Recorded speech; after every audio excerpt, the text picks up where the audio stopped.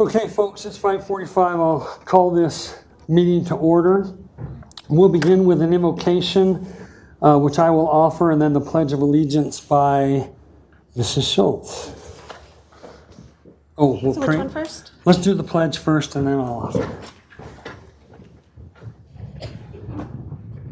I pledge allegiance to the flag of the United States of America and to the republic for which it stands, one nation, under God, indivisible, with liberty and justice for all.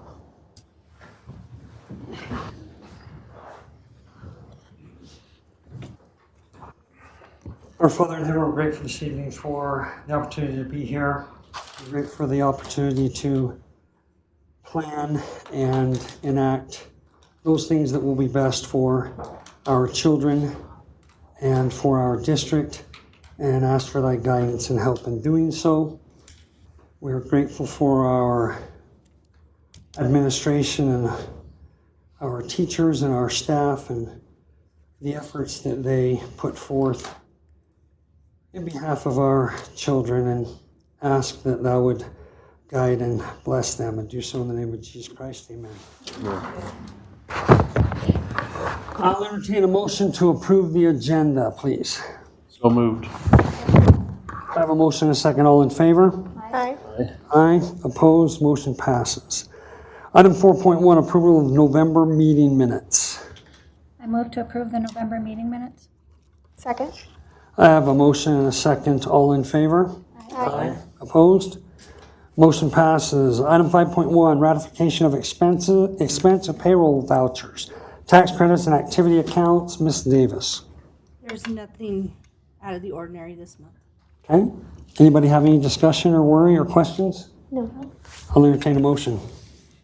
I make a motion to approve the financial agenda items as presented and authorize Governing Board Administration Assistant to sign with signature stamp. I'll second. I have a motion and a second. All in favor? Aye. Opposed? Motion passes. Thank you. Item 6.1, student and staff recognition. Dr. Farnsworth and principals. Thank you, Mr. Board President. So as we end this year in the month of December, we do have a few last-minute campuses, our secondary campuses. So at this time, we're going to start with the high school. So if the high school principal could come up for his presentation, and then we will go with junior high and then WMI.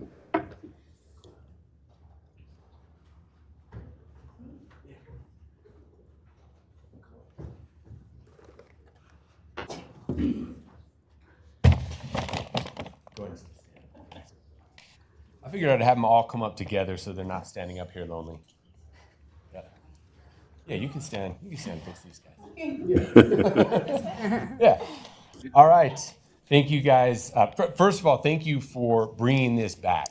Dr. Farnsworth and the board for bringing these items back. We don't get an opportunity enough in education to celebrate all the hard work that goes in from our teachers and staff and of course, our students. So appreciate this opportunity. I will start off with just in order as they're standing here with me. So first, Shola High School is honored to recognize Ariana Villalba as an outstanding Shola High School student. Ariana is in her senior year and is continuing to excel in her academics beyond the level of an average high school student. She was recommended by her teachers and counselor for receiving tonight's recognition because of the extreme growth and dedication she has put forth in her academics towards her career aspirations as a welder.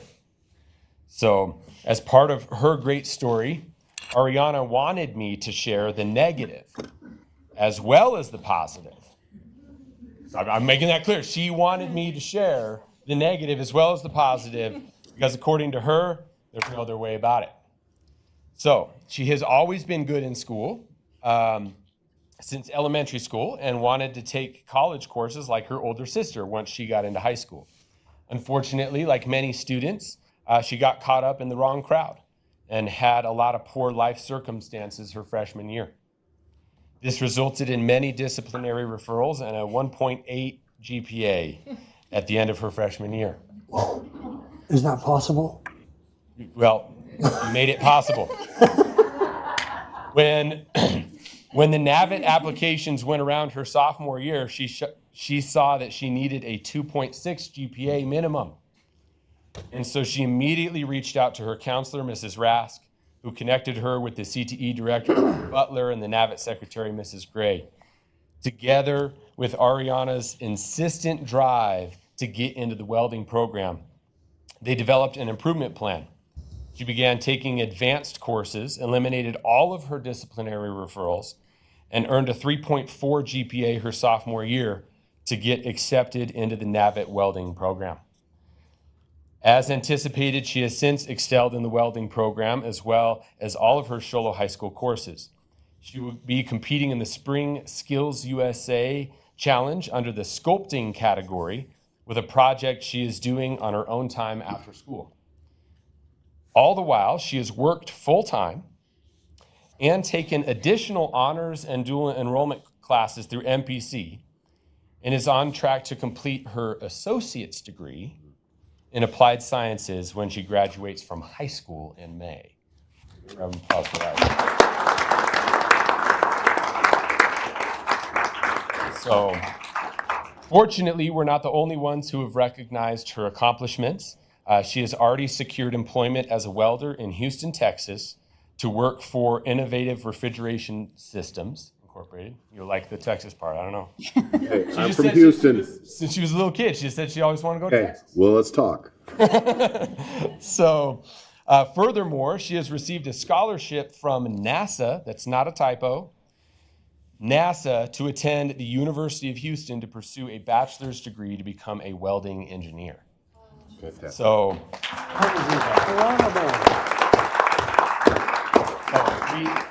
we are so proud of Ariana, and we hope that her story inspires many other young women to pursue their dreams just as she has. So, congratulations. Thank you. Thank you. Awesome student.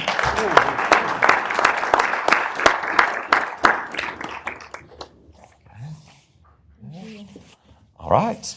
We'll move forward to another student we have.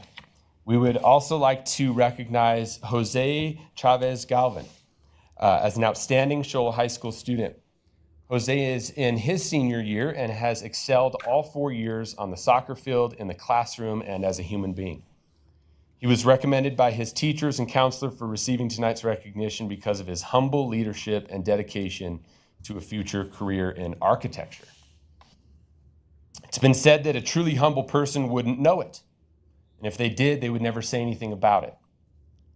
That's Jose. When I spoke with him about receiving tonight's recognition of excellence, he was grateful and appreciative of the recognition, but mostly confused as to why his story was worthy of recognition.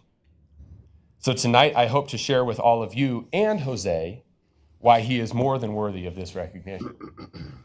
Jose played soccer all 4 years and was a varsity player for 3 of those, the last of which he served as a team captain voted on by his teammates. He led by his actions, not his words, as he was in the weight room and practice field every day without question and regularly pulling other players to join him. Without the coach's knowledge, he would send motivational emails to the players each week and backed it up by always setting the tone at practice with his work ethic. His efforts earned him first team all-region and the Cougar Award for exhibiting all of the standards of the soccer program. In the classroom, his teachers had equally strong praise for Jose. They all expressed that he is an extremely hard worker and is very kind and mature beyond his years. His drafting teacher, Mr. Bizdak, went as far as to say that he is very likely the best student he has had since coming to Show Low. As if teachers had favorites, of course. Jose shared with me that he has always worked with his father, and one day they did a job for a retired architect, and he was immediately drawn to all of the models and plans around his home. He then made a connection at our Next Steps night with an architect who encouraged him to take honors courses and prepare for university.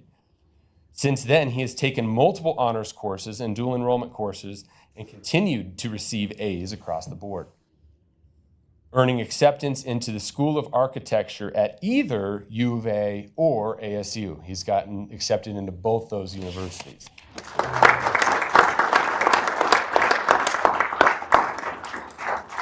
Whichever school he chooses, his teachers and coaches have no doubt that he will continue to excel and hopefully someday will return to design a new Shola High School building that has less leaking and all Wouldn't of that be cool? Wouldn't that be great? That would be awesome. Incredible. That would be incredible.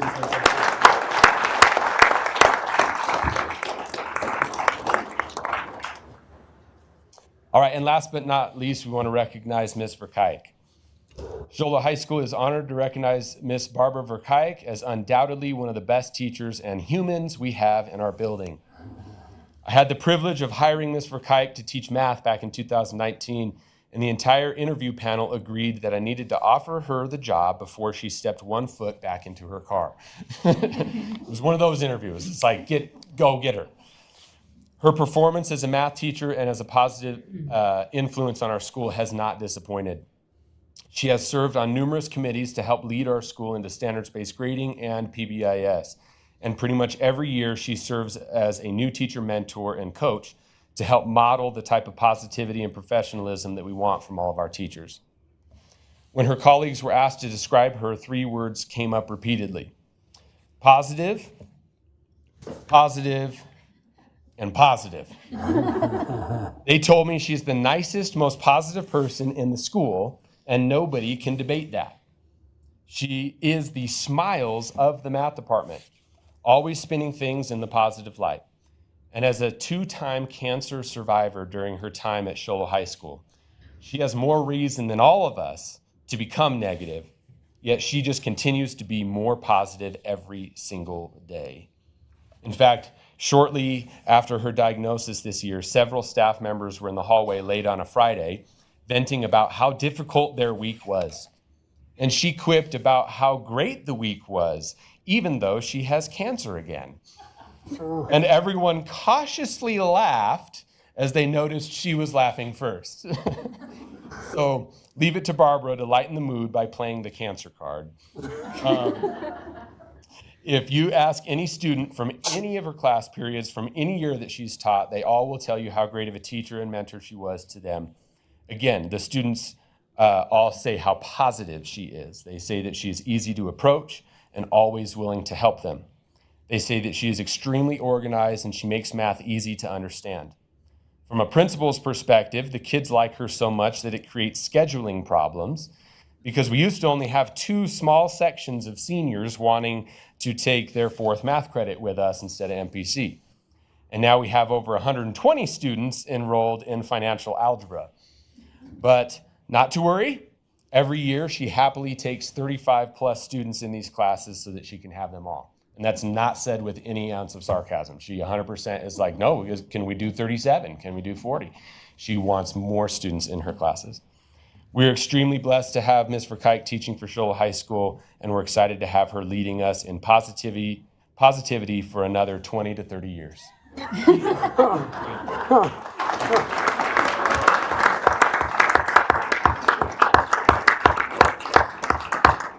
All right, we got them some gifts. Here you go.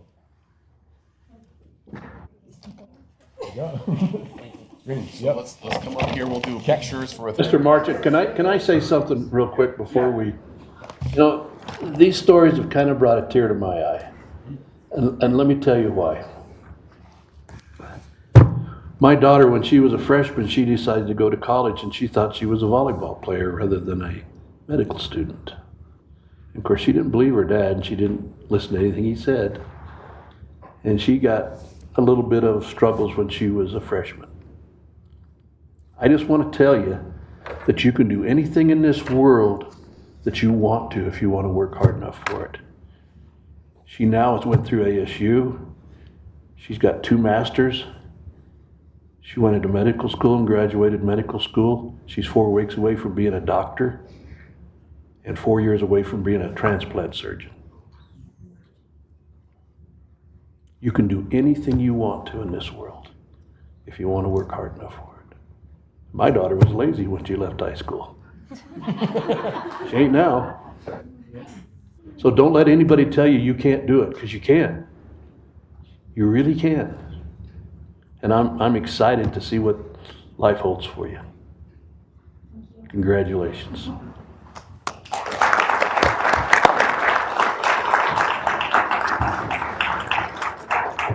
We're gonna take a picture. Come right up here. We're gonna take a picture with you guys. And then we want to shake your hand, okay? When we're done with the picture. I don't care. Squeeze I it a don't little care. bit this way. Okay. Going this way.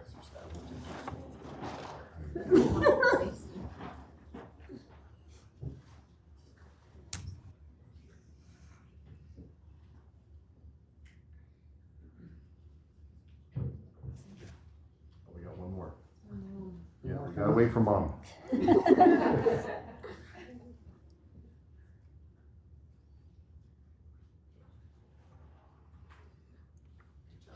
Thank you. Thank you so much. Good job, man. Good job. Good for you. Good for you. A welder at NASA. Congratulations. How cool would that be? Congratulations. Congratulations. Thank you. Are Ariana and Jose's mom and dad here? Please stand up.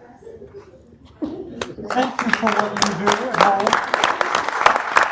You guys are great. Thank you.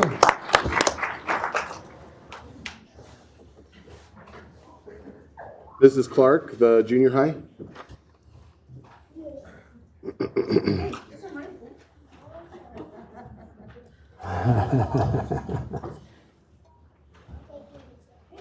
So cool. Way cool.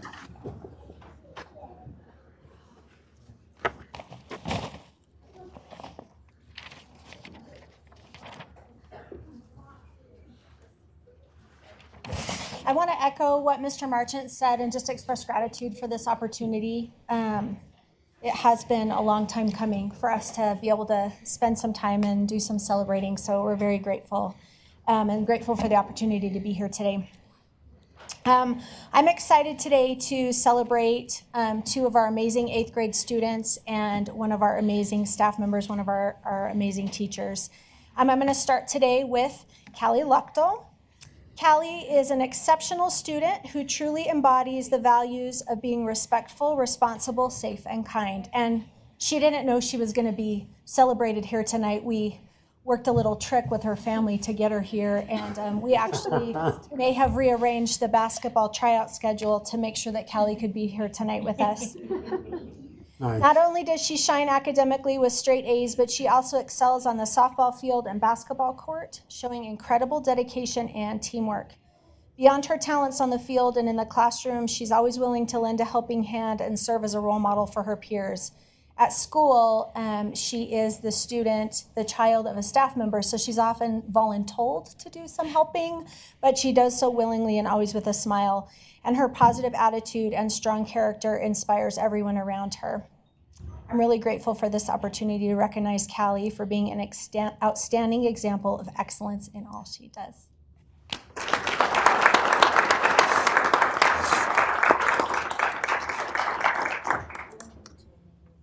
It's also my privilege to celebrate an outstanding young man who exemplifies what it means to embrace the core values of Show Low Junior High School, to be respectful, responsible, safe, and kind, and that student is Jerome Serrano. With straight A's, he demonstrates an incredible commitment to his education, and his quiet leadership speaks volumes as he consistently models the core values of our school, and Jerome is a man of few words. But we are so grateful to have him as an example. He's a dedicated member of our cross-country and track teams. His leadership on the cross-country team this year led them to Mountain League Championship, so that was really exciting. And he shows perseverance and discipline both on and off the course. In addition to his athletic achievements and academic achievements, he shares his talents in choir and orchestra, so all of his electives are music-based at school, and that adds creativity and harmony to our school community. Jerome's hard work, kindness, and quiet strength inspires those around him. And I remember when he was born, because his mother and I were working together, so that's exciting too. We know Jerome will keep striving for excellence throughout his educational career.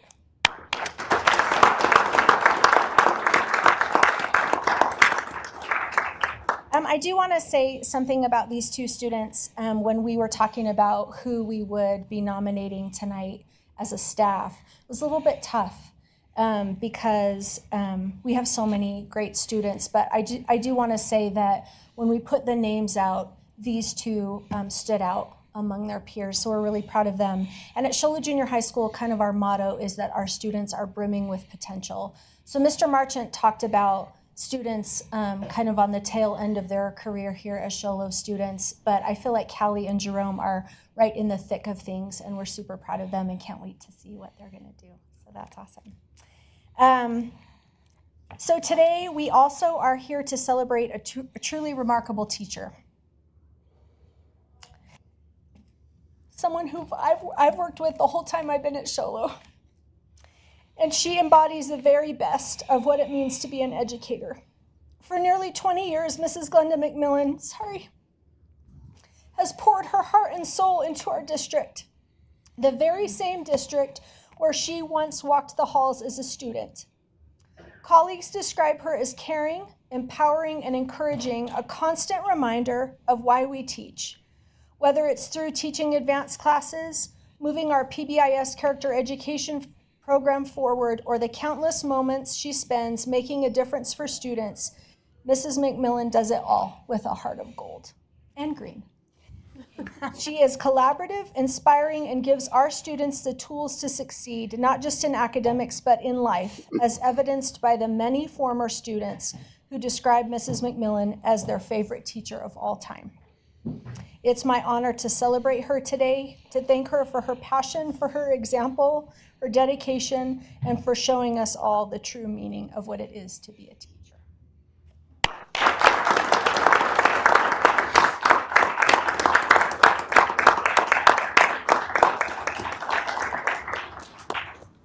Let's come up and get a photo. Can we, will these be in the way? I think Callie might need one. You need one, Callie? Okay. Sorry, I got tricked, Kelly. We can scooch this way a little bit so we're centered. There we go.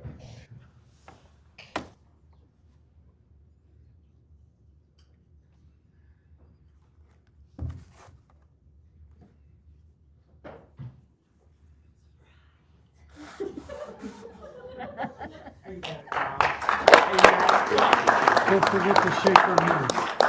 So is Paula. See you again, Brian. Always, always. Thank you. Love you too. You're welcome. Are Callie and Jerome's parents here? Would you stand, please? Thank you. Thank you so much. Mrs. Roach, if you can come up.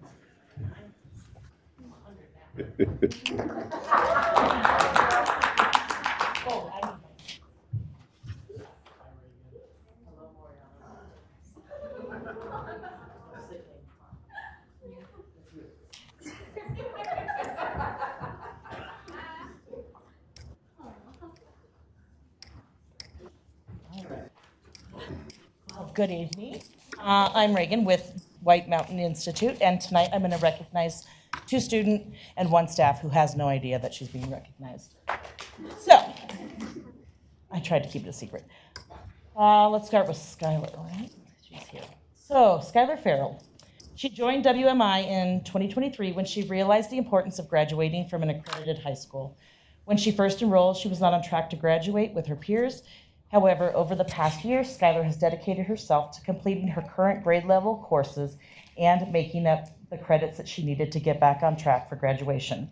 And actually now she's early for graduation. Skylar is one of the most responsible students you will ever meet. She shows true responsibility by completing her assignments with little to no assistance from staff or peers, always on time. She communicates with her teachers when she's absent and takes the initiative to make up missed class time on her own schedule. She's a trusted friend to her peers. She's always approachable and willing to support anyone in our school who needs someone to talk to or assistance with anything. Beyond her academics, Skylar is an active and dedicated volunteer, from helping to serve meals at our Thanksgiving dinner to setting up for graduation. She gives 100% effort in every task that she takes on. She is punctual, hardworking, and consistently demonstrates her commitment to her community. Skylar is a shining example of responsibility, kindness, and dedication, exemplifying what it means to be a maverick at WMI.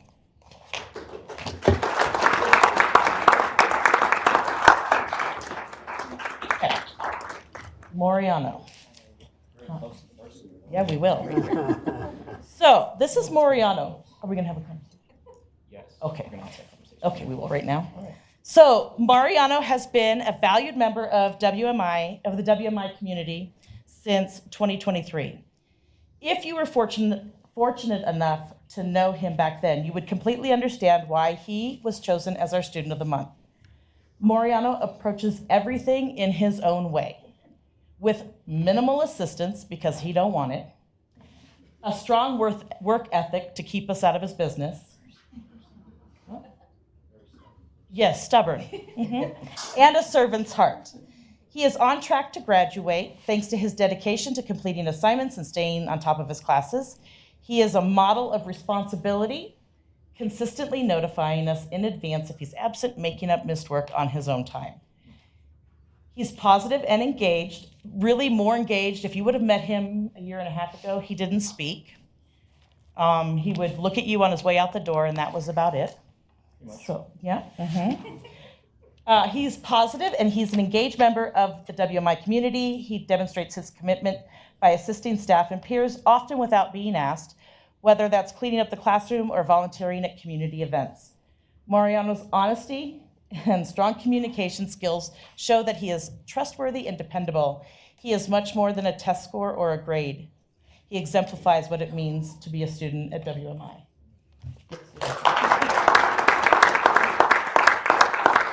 All right.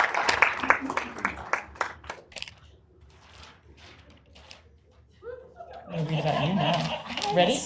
Okay, ready? No. So Stephanie and I have been working together since I started at WMI. We both began the same year knowing nothing about the journey that we went on together. Yet somehow, through dedication, teamwork, and perseverance, we have built WMI into a strong, independent school within Show Low that serves the needs of all of our students. When we started, it was just the two of us with 100 students. There were many moments of uncertainty, and yet here we are, having accomplished something truly special together.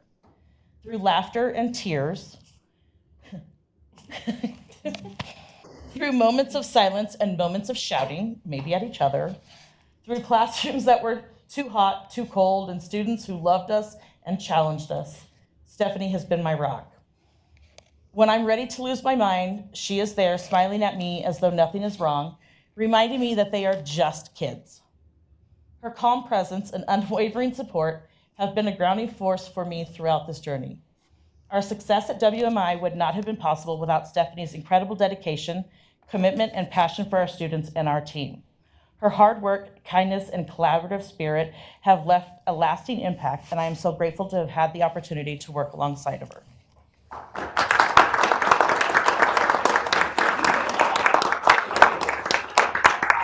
All righty. No, you have to take a picture. All right. Yeah, I know. I know, right? I have to actually do You have to smile too. Oh, let me take these off.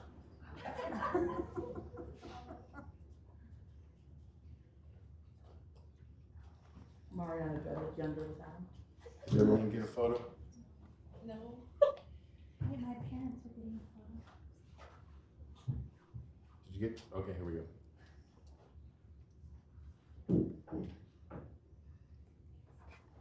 Oh, one more. One Come more. on, come on down.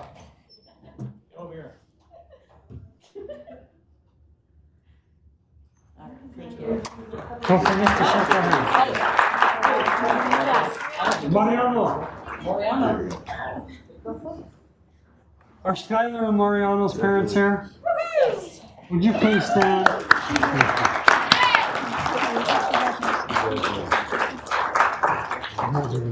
Thank you so much for what you do.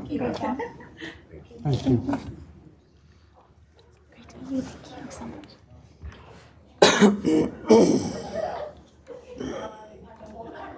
Was that it? Girls soccer? Would the whole girls soccer team come on down? 6.2.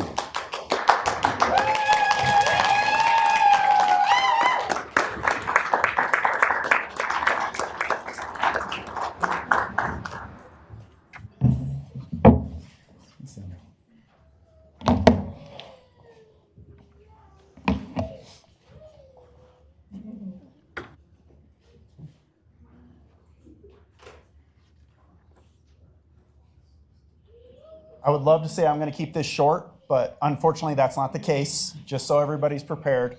I'm going to talk about the girls real quick. Obviously, they're not all here. They're involved in a lot of different things as well. We did play a joke on one of them because they're not dressed in a dress. Who's that? I'm teasing. So there's some basketball girls that were missing, wrestling girls that were missing, and then some that are sick and out. But not everybody's here. But I do want to say that these girls are soccer players, but there are also so much more to this school and this community as well. There's a lot of volunteer hours that come from these girls. They're involved in academic decathlon and choir and band and lots of other things besides just soccer, as well as the other athletics as well. Last year, and I haven't got a chance to check this year, but last year the girls soccer team, their cumulative GPA was 3.95. So this is, I'm sure, in that same category as well. But just to point that out, there was no time missed for ineligibility. This is a fantastic group of girls. A lot of these girls are looking at playing at the next level of soccer as well. Plus, they've been part of like the Olympic development program here in Arizona. There's a lot of talent that's standing in front of you. I tried to send out this thank you note that I'm going to read out, and I basically hacked out half of it. I tried to send this to the Independent to publish because it's important to recognize the people that helped us get here, and they said it was too long. It wouldn't fit in an editorial. But I want to go through it because one of the things that it's important, there's this African proverb that I really, really like, and it says, if you want to go quickly, go alone. If you want to go far, go together. And that's one of the special parts about our community is regardless of politics and everything else that goes on, everybody supports our athletes, our students that are in this community. And it is fantastic. And it's helped us go far. So in that set of thank yous, there's obviously in the athletic office, Mr. Scott, Miss Joelle are not here right now, but they do a lot, juggling a lot of different priorities. Mr. Marchant himself, who was also a state champion soccer player. Again, a lot of support comes from him as well. Dr. Farnsworth, obviously, the school board members, thank you for helping us get to the places we need to go and improving the requests that we put in front of you. Thank you very, very much for that. The transportation offices, who literally organize thousands of miles of travel for our athletes. It is amazing. Lyle and the groundskeepers who take care of all the fields for us, and even our boys soccer team who is very supportive. In our community, we have our AYSO, which is really the feeder program for these girls. And there's so many volunteer hours that come from there that, again, make these players so successful. It really is like another full-time job for them. The Shoal Youth Foundation, who provides a lot of financial support, was huge for us as well. I have a single-spaced page of businesses that provided support to these girls. And I'm not going to go through all of those, but it's super, super important for them. Our parents as well that drive these girls, again, literally thousands of miles to get them to tournaments and games during the off season. And then our booster club parents who are really particularly involved. The other thing too, obviously I don't do this alone. Unfortunately, we're missing one of the other coaches. The Marshes have their fingerprints all over this school in a very positive way. I would not be able to do what I do, and these girls would not be as successful as they are without them. I get to kind of show up. It's almost like I'm a politician showing up at a ribbon cutting. I get to be there at the end, and I get to smile for the camera and stuff. The work comes from everybody else in this community and that's here. And I think really the big thing, we hope that we've made the community and the school proud of what they've been able to accomplish. Thank you. Thank you.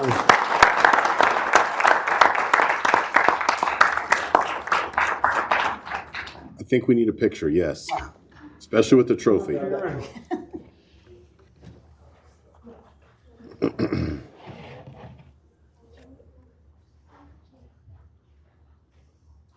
And their coaches.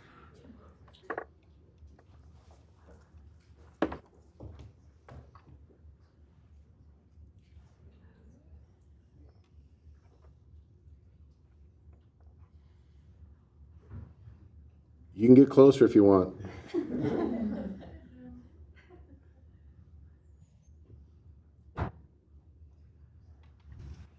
Okay, shake our hands. Make sure we get everybody. Yeah, make sure we get everybody. Congratulations. No, we're only gonna say one. You lose in inches. Just teasing, Charlie. Congratulations. Congratulations again. Congrats, well done. Congratulations. Good job. Good job. Congratulations. Congratulations. Congratulations. Congrats. Congratulations. Good job, guys. You guys represented well. We're proud of you. Thank you very much for helping. Really, it does mean a lot. Thank you, all. We're grateful for you. All you do. Appreciate it. I remember who you are. I didn't No, recognize I know, you I at know. first. You're a lot taller. Congratulations. Thank you. Can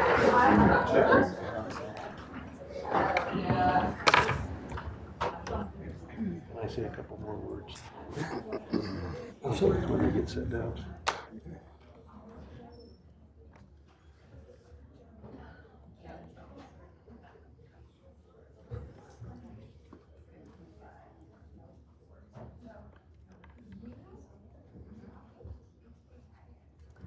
If I could, ladies and gentlemen, I'd just like to take a minute and say a couple more words. This has really meant a lot to me tonight to see these kind of positives in our school.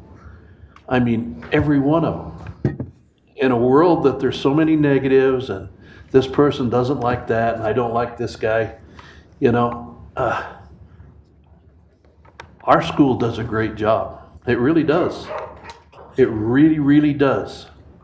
And through the hard work, and there was a lot of hard work in the soccer program, and the other individuals are here from the White Mountain Institute.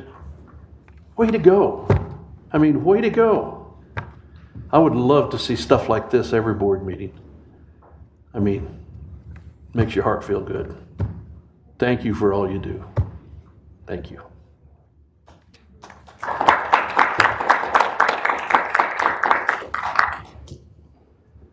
If I may, before we move on, I want to take a little bit of liberty, sneak off of the agenda for just a minute. Today is the final meeting of this year, and therefore the final meeting that we'll have LaMista Schultz with us. And so we wanted to take a moment really quickly. She was not aware that we were going to do this, but we wanted to take a minute and express our gratitude and profound privilege for having been able to work with her for the last 4 years. And we got a little something for her. And if Paul and Stacy would like to say something, you're more than welcome to. Otherwise, we love and appreciate you tons. Thank you. We do. We'll miss you. Yep. Very will. grateful for serving with you the last 4 years. I know you're not moving. I'll still be still know here. where I to have find kids in you. 3 of the schools, so. I've said too much tonight already. You know, I appreciate the hard work that LaMista has done. For her leadership, for her knowledge of things that are going on, and for the hard work that she does to study to make sure, you know, she knows what's going on, and she does. And she helps me out immensely by telling me what's going on. 'Cause sometimes I don't. But anyway, I've only been here for 2 years to be associated with her, but top class. Thank Very you. good, very good. Thank you. you for all you've done. Well, it has certainly been my pleasure and honor to be able to serve on this school board for these past 4 years. And I'm really proud of the work that we've done together and the direction that we're going. And I'm really excited for the future because, again, I have 3 kids in the district. My youngest is only in kinder, so I'm here for quite a while. Very invested, and I'm glad that we have been able to get things to where they are, and I'm excited about where we're going. So it's just thank you for allowing me to be a part of it. So thank you. Thank you.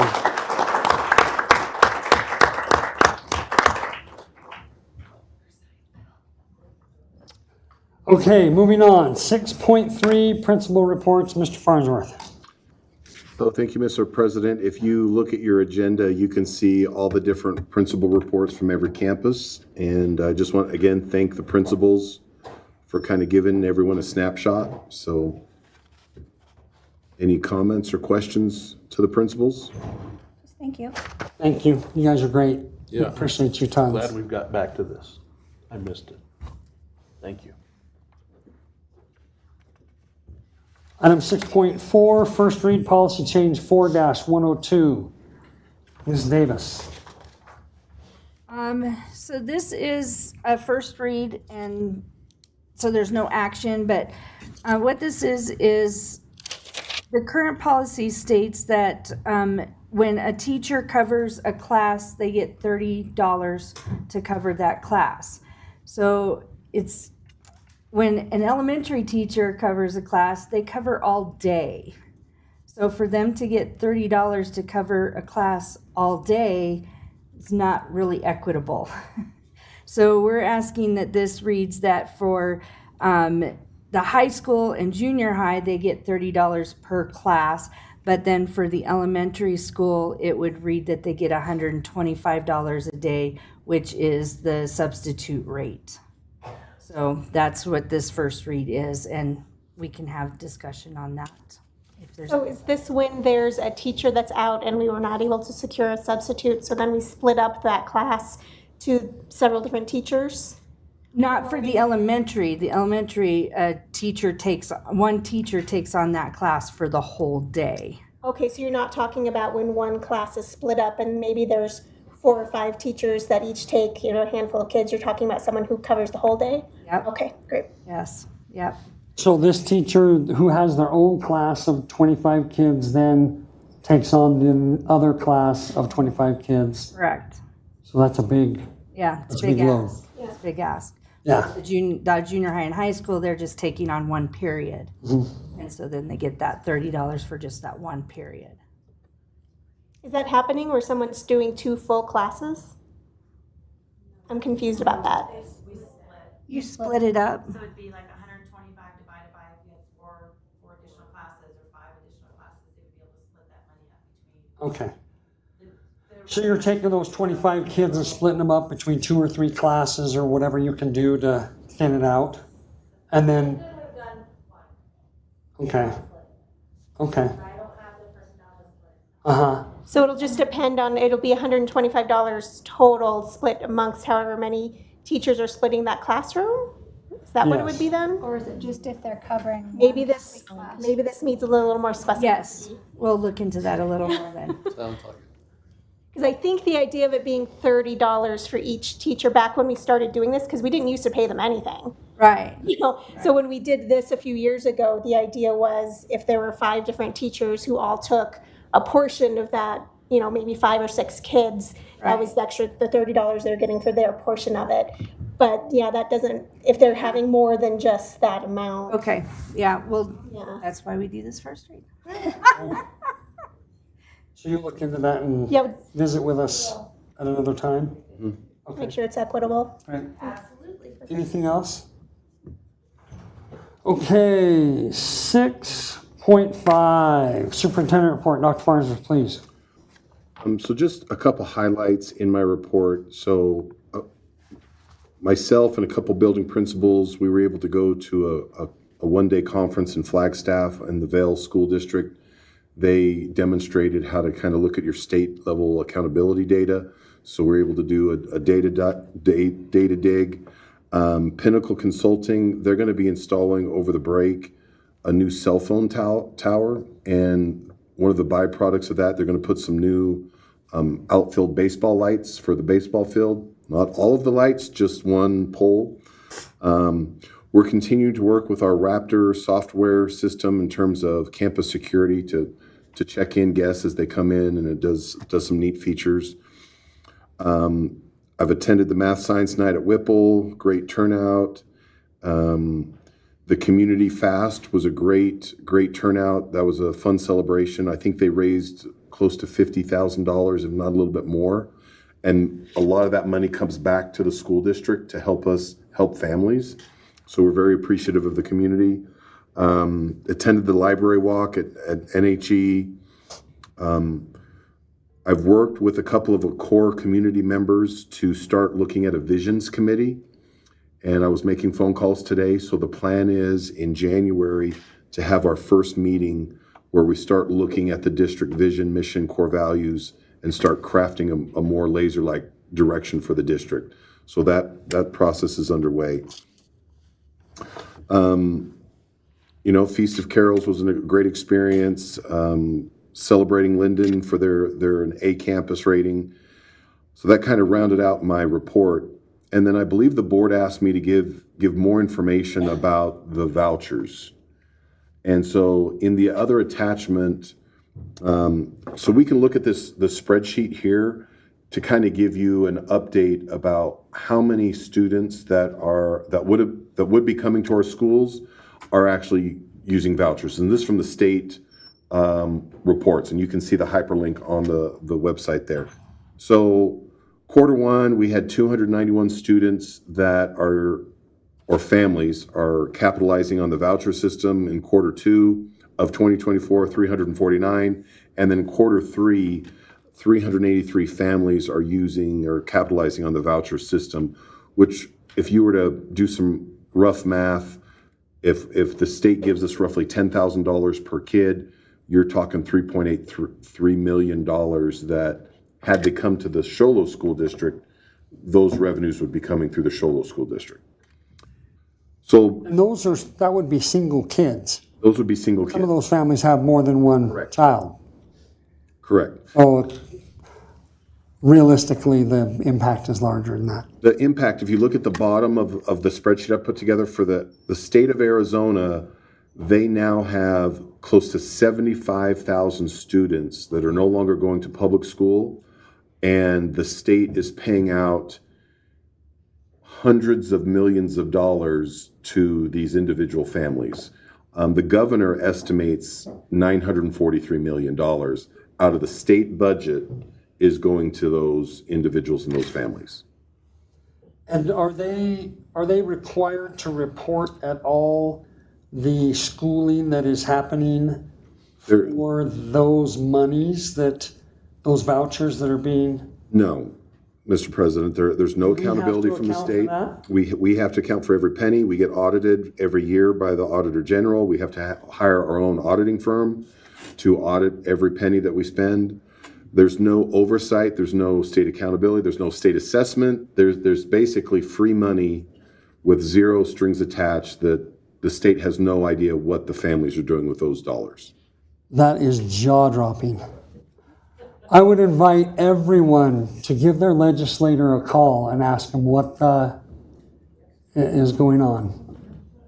Incredible. That is an incredible statistic. In the attachments, I'm not going to go through all the attachments, but there are a couple charts towards the end, I think number 5 and number 6.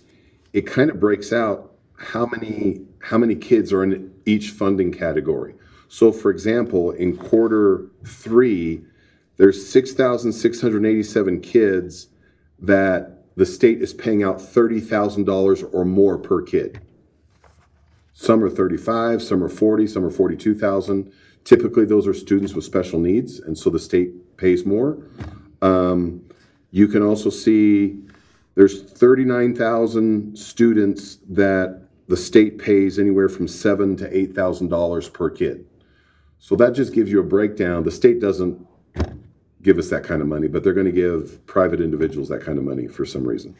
And where does Arizona rank in education? Last in funding. Incredible. Where is a camera? Which one has me? I'm sorry.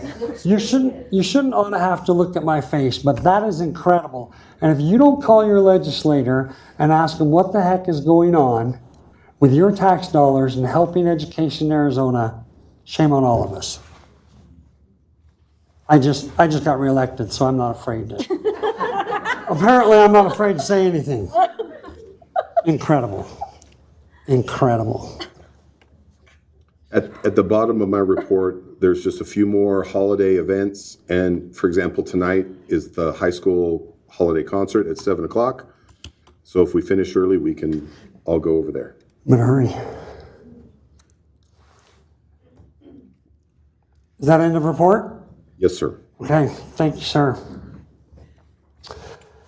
6.6, new graduation requirements.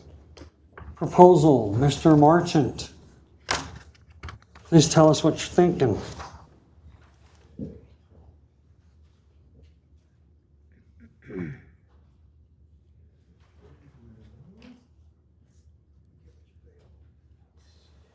One of these, that's the slides, just in case they don't work, take one, pass it down. And the additional documents, take one of those, pass it down.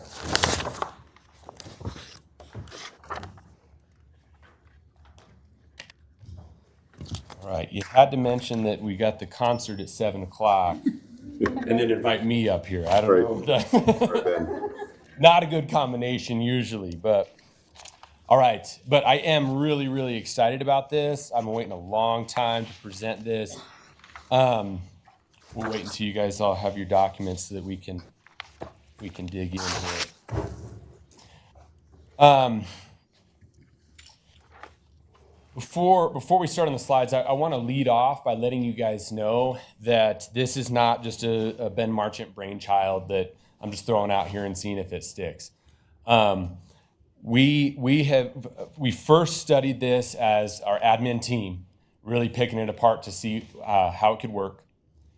Then we went to a series of teacher teams that were most closely connected to the proposed requirement, picked it apart through them, made some tweaks, presented it to the superintendent and curriculum director, got their feedback, picked it apart some more, started to refine it, presented it to the site council, which has parents, students, teachers, and support staff on that. Presented it to them, got their feedback, picked it apart some more, presented it to the whole staff, just via email, shared it out. Hey, here's they've been hearing rumblings of it and stuff from those smaller circles that we were talking with. Got all of that feedback, and then here we are today again to get feedback, with the goal of being potentially in the January board meeting, having it refined to the point where we vote on it for approval. So today, just really looking to get feedback, and we can get feedback in other forms afterwards, after the presentation, if you think of something later that didn't come up today. So that's kind of the little bit behind the scenes of what got us here. So I want to start by sharing again the Shoal High School vision statement, that we are here to get every student ready for their next steps of their education and career action plan. Okay, that's our vision that we're seeking, and we filter every one of our decisions through that, especially major ones like this of a new graduation requirement. So, if you go to the next slide, I would have not felt comfortable coming and presenting this several years ago. Certainly, when I first started as principal, wouldn't have felt comfortable with this proposal, even as early as 2 years ago. Now I feel fully comfortable with this presentation because we have done the groundwork on our end to make sure that we have enough opportunities for kids. So we have 12 CTE programs. In a school our size, we have 12 CTE programs that they can take, plus 12 NAVIT programs, which are technically the same thing. So we have 24 in total different programs that students can take with career pathways. And you'll see in your attachments, Mr. Butler has mapped out where each of those pathways that we offer connects to each of the 16 career clusters. So all the 16 different clusters that students might fall into, we have a program for them. Okay. And in addition to that, we have 8 fine arts programs. We have White Mountain Works, which gets almost, a majority of our seniors are connected in that, which gets them internship or work-based experience, and gets school credit for that. Our dual and concurrent enrollment has bursted out as well. Ever since the pandemic, we have a a lot more offerings virtually in our Talon Lab through MPC so that students can get a lot of dual enrollment for free under our partnership with MPC. And then White Mountain Institute. I mean, you guys saw Ms. Roach come up and share some fantastic students there.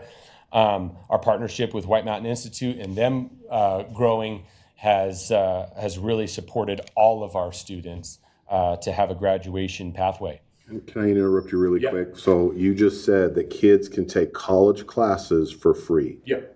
through Show Low High School. Yeah, for free. That's what I thought. Lots of them. Lots of college. So they can earn their associate's degree for free. Yep. Ariana that was just up here By being in a Show Low High School. got associate's degree for free, is graduating from Show Low High School and MPC with an associate's degree in the same day. So pretty incredible. Awesome. Yeah. And as her pathway started off, that was with a 1.8 GPA at the start, and just really turned it around. So the opportunities. And I'm sorry, so I just want to connect the dots. So there's families out there that are on the voucher system where if they enrolled their kid into Show Low High School, they could take college level classes, get an associate's degree for free. Yep. Okay.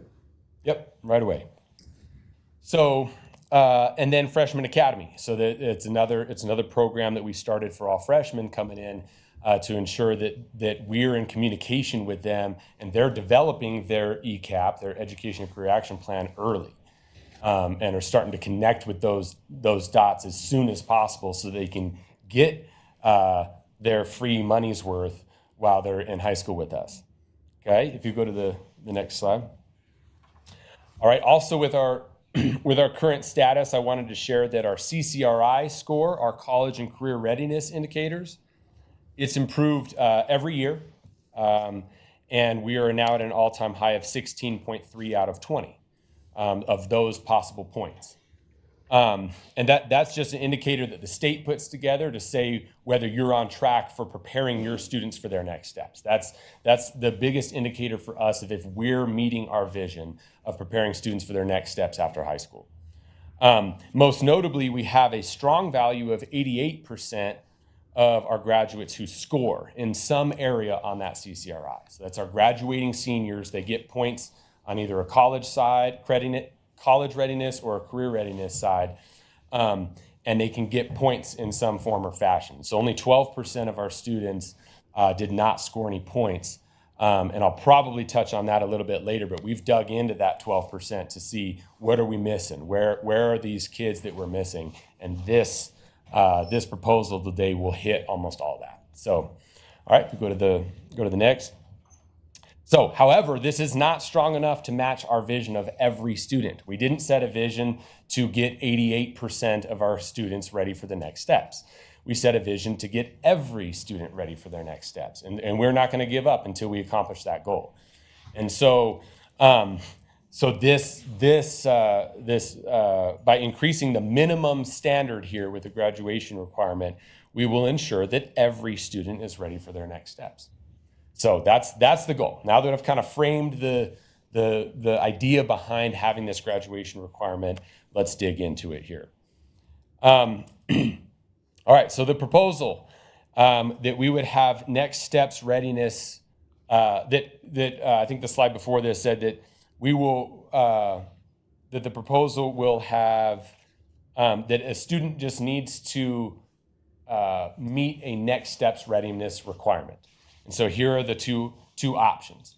We have a college readiness or a career readiness. So in addition to all the other graduation requirements that we have set forth, and I've printed a copy of that for you in there as well if you want to dig into that. It's pretty standard, 24 credits, your 4 math, your 4 English, all that stuff. In addition to all of that, in order to graduate from Show Low High School, you got to check one of these boxes, a college readiness or a career readiness. So let's dig into those further. College readiness could be one of two things. It could be completion of 2 foreign language credits. So those have to be in the same, so 2 Spanish or 2 French, 2 German, something like that. That is the university entrance requirement. So if you check that box, that you have 2 foreign languages, you're on paper ready to go into a university. So again, we're just raising the minimum standard. or completion of 2 dual enrollment credits in math, English, science, or social studies. So again, through the Talon program that we talked about, all those free opportunities that are available for you. If you take 2 of those, you took an English 101 and 102, and then you got another in college algebra, pre-cal, any of that would check this box for those students on the college readiness side. Isn't the foreign language piece also kind of accelerated, so you could take a year of Spanish and it counts towards your first 2 years of Spanish, correct? Yep. For free, correct? Yeah, also for free. In the Talon program, you can take Spanish 101 and 102 and in 1 year's time. And so a lot of our juniors, we're noticing even some sophomores that are ready for it are plugging into Talon classes, and they're getting their 6 credits of college credit on their transcript, building their college transcript, but they're also getting Spanish 101 and 102 done. And so they'd be just in 1 year's time in one class could check this box completely. So, yep, good point. Okay, and then let's, so just kind of a note on the college readiness piece. I just put a little bit of data there for you that in essence shows that kids that take dual enrollment credits not only continue into college after high school at a much higher rate, but they complete college at a much higher rate than their peers. So, we don't need the data to know that. You just see it when a student takes college classes and they already have their college transcript built, they're more likely to say, you know what, I've already got half of these classes done. I could just finish up. So they're more likely to attend, and they're less fearful. Talking to Jose that I celebrated here today, he was sharing with me that he was honestly a little nervous, a little scared to take honors classes, like the architect had encouraged him to do so. But he's like, you know what, I really want to be an architect. So he went and he took those classes and then realized, okay, I can do this. I can step up to that challenge. So he did, and he's getting A's in those. And now he's going to be more likely now to go into a university because he's seen that he can do it while he's under our umbrella and he has the supports that he has during high school. So that's just what that data shows there. So next piece now. So that's the college side. You could check this box in that way. And then there's the career readiness. First one, and honestly is the biggest, probably the largest area where we'll check this box mostly for the students is in our CTE and NAVIT area. We're just asking that they're a concentrator, which means that they completed and passed 2 credits in the same program. So finish. Just commit to something to the level that you're going to take 2 classes of it and pass both of them. That's what we're asking right there as a minimum requirement. Is that 1 for first semester, 1 for second semester? No, that would be 2 years. So those are 2 half credits. Okay. Yep, good question. So it's important to point out here that this is not an outlandish ask. We have 7 periods a day in 4 years. Easy math, that's 28 opportunities for classes that they can take. And we only require 24 of them for graduation. And 8 of those 24 are electives. So really you have 8 plus the additional 4, you have 12 opportunities to take all of these classes. And so you could still easily sample multiple programs. We're just asking that you commit to 1 and finish 2 in that program so that we can give those teachers an opportunity to prepare those students for that field. And so the second component is we live in a community that, as we'll see tonight in now 12 minutes now, we have an amazing fine arts department. And so we didn't want to leave that out, and we didn't want to, steal from one program to feed another. And so as another option on here, you could be a fine arts concentrator. But on this one, you'll notice that we ask that the student receives an Arizona Diploma Seal of Fine Arts Proficiency. So that's already a state-determined seal that they recognize their kids that are going career-bound in an arts field. And so we're just aligning ourselves with that. so that our students could get that state recognition of completing a Seal of Fine Arts proficiency. And so as you'll see here, that's 4 arts courses with a 3.0 GPA in those, and 80 hours of extra time commitment in that, plus a capstone project. So really what you see here is an opportunity for any of our students to connect with something and graduate with checking one of these boxes. And I will briefly mention that when we picked through the 12% that didn't just naturally already meet this without it being a graduation requirement, when we picked through that 12% of last year's graduating class, over a third, so a lot of them were special ed students, part of different programs. We'll talk about that as well. Several of them were early grads. And so that would put a requirement on them that if you're going to graduate early, you have to be a completer in one of these. But really, an exact third of them were just regular run-of-the-mill Show Low high school students who had been here from 9th grade through 12th grade. When you look at the classes that, took choir, then 1 year of Spanish, not two, took, several years of PE and 1 year of culinary, 1 year of sports med, so like that student easily could have met this. And then if they didn't have 2 aid periods their senior year, right? So senior year, all right, I'm glad that you got to sample all these things: choir, Spanish, basketball, culinary, sports med. Now, senior year, commit to one of those. Which one are you going to take a year 2 in? That's what this requirement would put on these students. So, and then if you go to the next piece, so here's a little bit of backing again on the career readiness side. A study put out actually of Mesa Public Schools found that students who completed 2 CTE courses, so this is exactly what we're asking them to do, pick a program, complete 2 of them, were 79% less likely to drop out of high school than the average kid. And the study also supports the claim that students are more engaged due to lower absenteeism. So we talk about students having a connection to school, wanting to attend school, and being more likely to graduate. Getting them connected in a program and asking them to commit to it is actually, I'm going to predict that this will increase our graduation rate, which is already really high. But I would predict that it would increase it rather than, you may be afraid that if we add another graduation requirement, are we going to have a whole bunch of kids that are not going to graduate now and it's going to, skyrocket our dropout? Absolutely not. Looking through these 21 kids here, every single one of them would have had an opportunity. This is just naturally, just looking at seniors. I think almost every single one of them, just their senior year, would have been able to meet this requirement. Even if we threw it at them just senior year, they would have been able to meet it. And I would predict that they would have been more connected from the beginning, and it would have increased our graduation rate for the students who aren't on this list that dropped out. So if you would go to the next slide.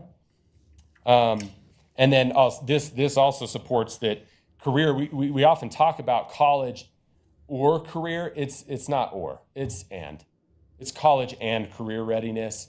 We turn it into boxes so that we can move through it efficiently. But when you're talking to human beings, the students that are graduating, it's all one and the same. And having that connection with the career is going to help them in college. They may need college for that career.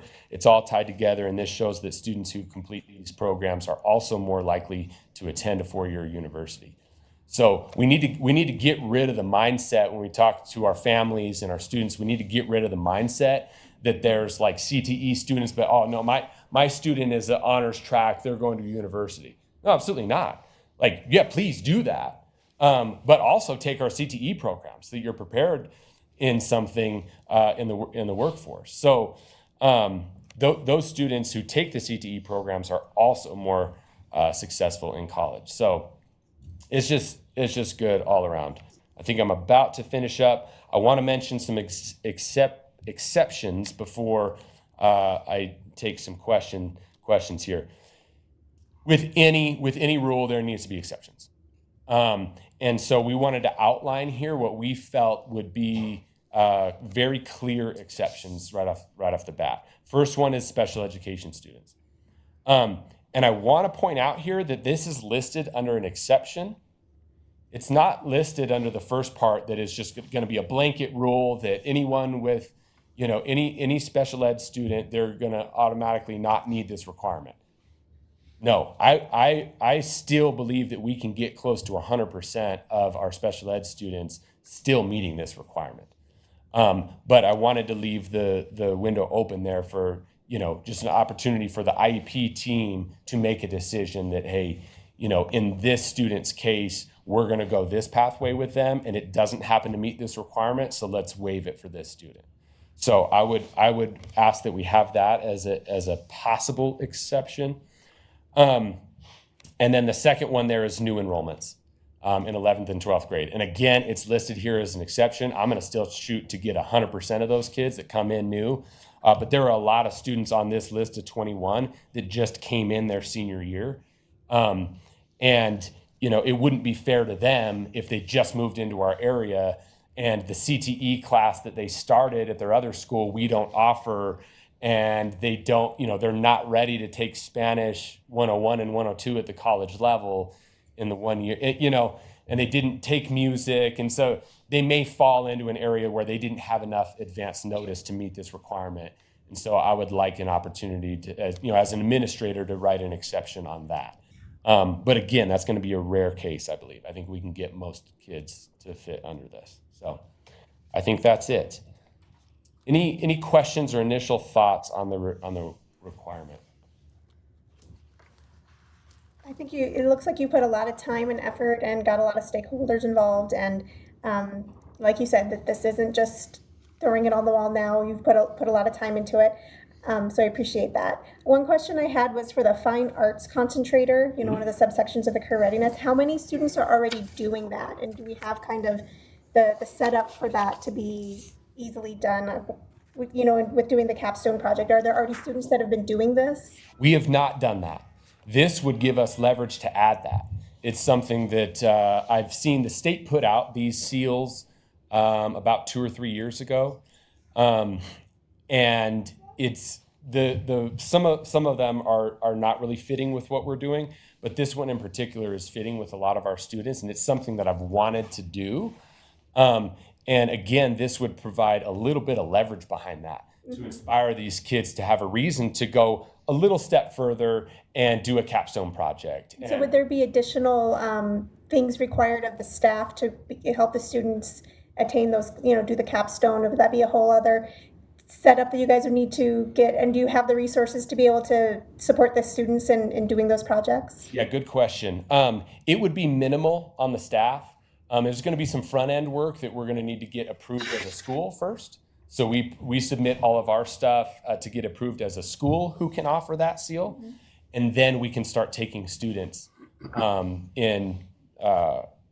that seal. But really, it's the students. And so would that happen before it became the graduation requirement? Because if there's a graduation requirement and that's not in place yet, then you're going to have that subset of kids that can't do it yet. Yep. Good question, and that question is making me realize that I think the slide that the slide that was skipped, I mentioned this proposal would begin with the current freshman class. Okay, just we're not going to come in next year and throw it at, hey, surprise, you have to complete all these things. It would be starting with this freshman class. We probably could even get away with starting with this current sophomore class. And honestly, we're going to push it regardless. As a strong recommendation that you need to be doing these things. So we're going to start already working it in with the upcoming seniors and so forth. But the proposal is that it would only be a requirement for the current freshman class so that we can have time to put those things in place and that they can have time to plan accordingly.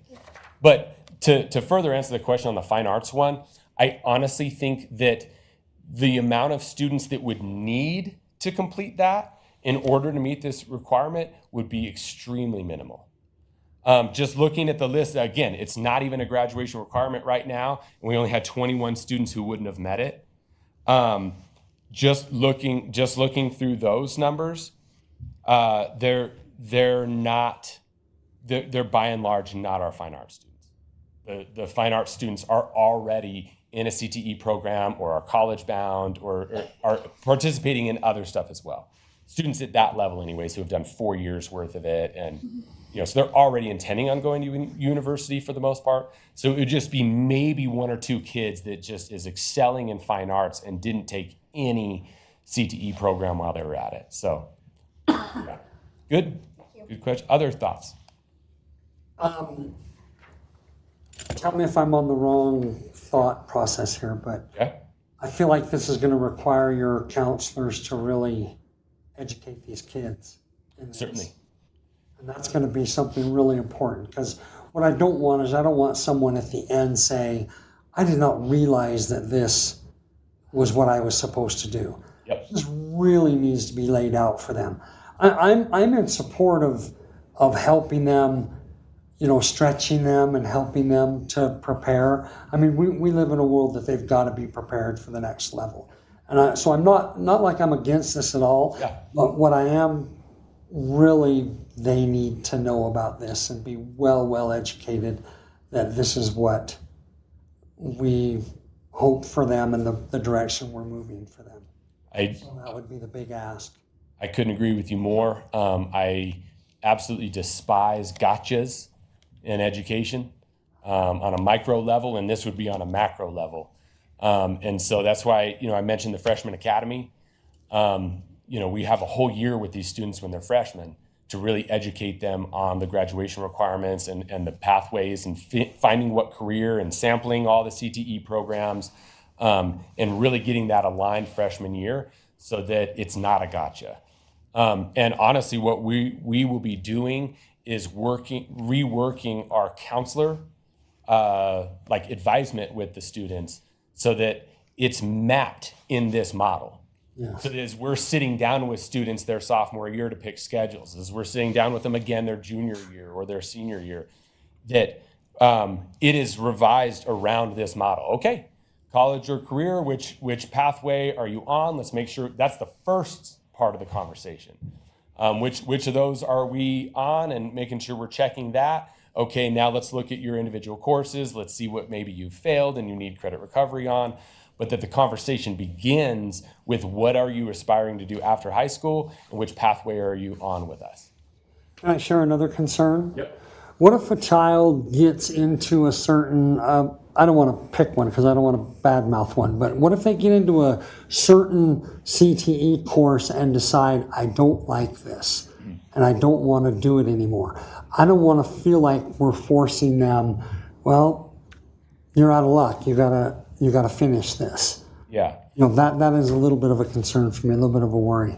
Yep. And for that answer, I go back to the amount of opportunities that they do have. They're really, we have so many kids that at the moment as sophomores are taking 3 different CTE programs. And so, if this was an area where there was very small wiggle room, and then we were gonna even get rid of that wiggle room and say, nope, you got to pick one of these, I would be a little more hesitant about proposing this. But since there is so much wiggle room and the amount of seniors that we have that are taking 2 or 3 aid periods plus a couple home release, and it's just, and we don't have that leverage on our end to, we can say until we're blue in the face, you really need, it really would be better for you if you stayed and just finished up. You already took 3 different CTE programs. Do you want to finish culinary, or do you want to finish construction, or you want to finish one of those? And without some leverage behind it of saying, no, you gotta pick one of these. You gotta commit to one of those, and not give them that easy door out of when their senior year at the end going, man, I'd really love to just sleep in first hour. So I think this would help our counselors work with these students and promote that they know from the beginning, I'm going to have to commit to one of these. And so then maybe, I think we would see a lot more students finishing that up earlier, sophomore and junior year, they've got it. And now senior year, okay, now you've earned it. And you can have a couple home releases or whatever that you need in your schedule. Is that, speaking of that, is that going to cause trouble for a lot of the kids who take that release time class period? How will it affect that at all? Does it What do you seem mean like it trouble? will? Like, Well, is it going to cause them? Well, I know when I was in high school, I had to be really careful what I took and didn't take because I did take release time. uh-huh. So I had to make sure that basically I'm blowing a class there, and I had to make sure that I had the other. I mean, I took summer school.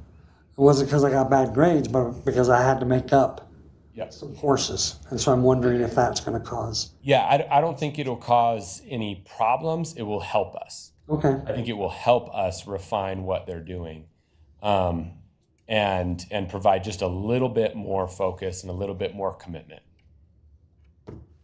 Yeah, good. I have a question right along John's line also. You know, I would like to see, the only thing that concerns me, excellent presentation, by the way. Thank you. I appreciate what you're trying to get to. The only thing that concerned me is our projected dropout rate. With what you're trying to do with this extra stuff, you know, which is great, I agree with it 100%. Can you show me through whatever projected amounts of people, our dropout rate is going to go down rather than up? You don't have to do that right now. Yeah. But I would like to talk to you a little bit further about that, because that would be my only concern. As these kids, you know, as the world gets to going faster and faster, you've got to have information. You've got to have, you know, all the things you've got to have to be successful. Yep. And I agree with you 100%.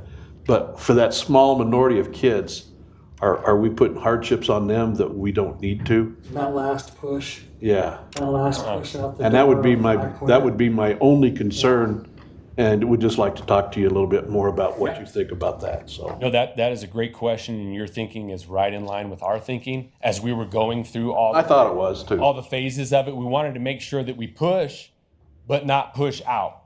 Right. You know, we still want to include every student, and I think you know, I can send you a breakdown of these 21 kids who graduated last year that didn't meet this requirement, and show you exactly, like, this is without anything. There was no requirement. No one even communicated this to them, and so just naturally, all of the students, you know, 88% of the students just naturally already checked this box.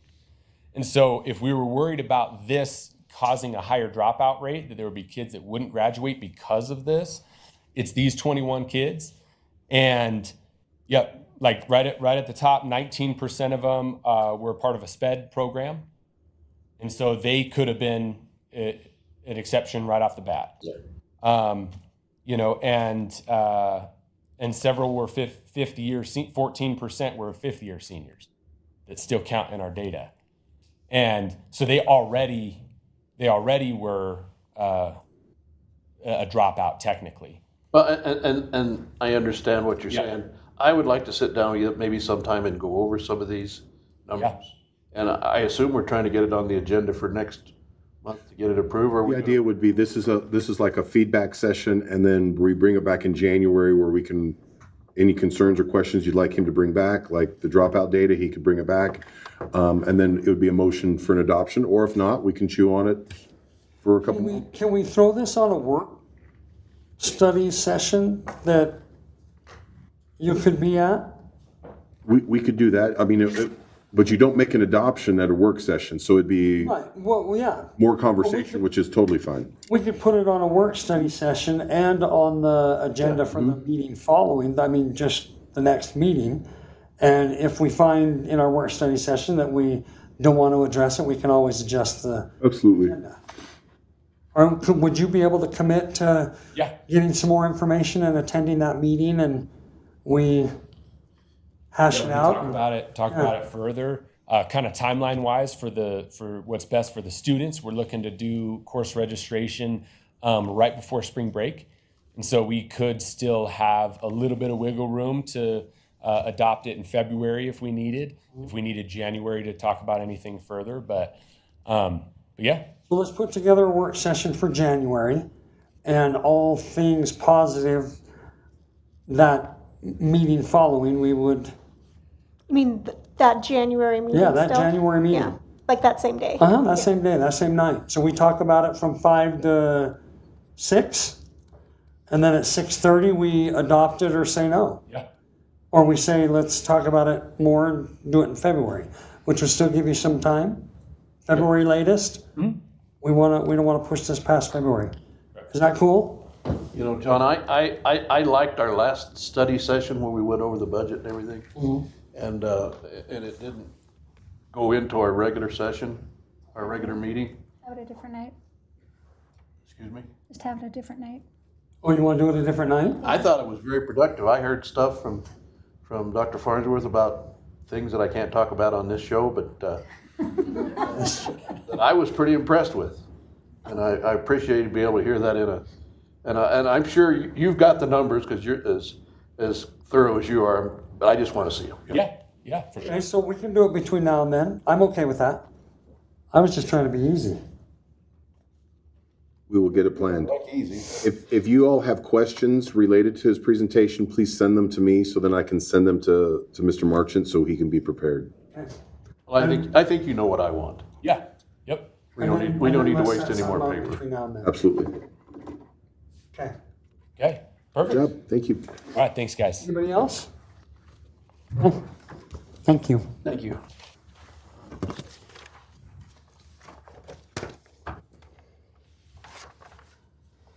Okay. Item 6.7, ASBA Board Self-Evaluation Report. Dr. Farnsworth. So at the last board meeting, I brought up that in our board policy, the school board has the opportunity, if you so choose, to do a board self-evaluation. Since we're no longer with ASBA, we don't have access for their evaluation, but we can purchase it because we're through the trust. So I included in there an example from the ASBA self-evaluation for the board, and then another evaluation that another superintendent gave me. So those are just meant to be examples of what direction you would like to go, if anything, and give me a directive, then we can move in that direction. Have you had this in previous years? I think the school district has had a board self-evaluation in previous years. And I don't know if I want to say we didn't do it Remember? last year, but I don't remember it last year, that's why I'm asking. We've done every other year. We're still ASBA members, we're still ASB members, but they're no longer, right. so they should still do this. We could still contract with them and sign everybody up and still do it if that's what the board wants to do. I just feel like the ASBA one is a lot more relevant to what we do. This seems like a lot more It would have to be a lot customized. more critical on, kind of doubled up on giving you a evaluation again and then each other. So, Is that something we could talk about in the study session, or we have to have it before that? Quit smiling. we can do this anytime we want. There's no timeline. No, we're not required to do Well, we this. need to do it the first of the year, though, obviously. Don't we? There's no timeline like the board shall have their self-evaluation done by such and such. yeah. The I- trust says just the board can evaluate themselves if they want. Whatever. I just, So is this something you guys want to visit a little more about at a I think study we, session? yeah, I think we should decide if you want to have a study session, one way or the other. yeah, I think so too. Okay. Okay. Well, Just lump it in with, and we can talk about it. And, yeah, that'd be good. Yep. Thank you. All right, item 7.1, call to the public. Want to remind you, when you get here, please state your name and your address, and you have 3 minutes. And we would encourage you, looks like we have multiple people on the same subject matter. And if, in the interest of time and whatnot, if you have what you wanted to be said already, then let it go with that. We will begin with Angela Campbell.